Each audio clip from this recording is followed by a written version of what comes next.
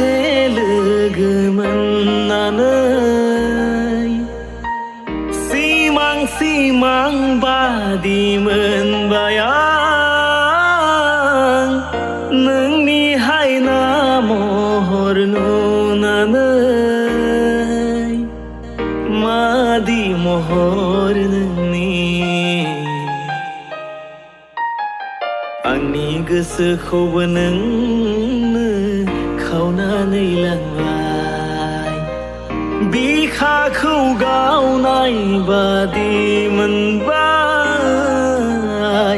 नोंखौ दसे लोगो मोननानै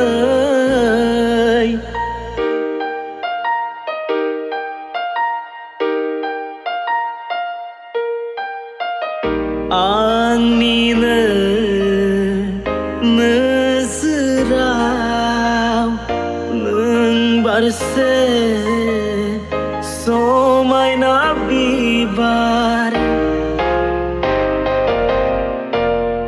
आंनिनो बागाननि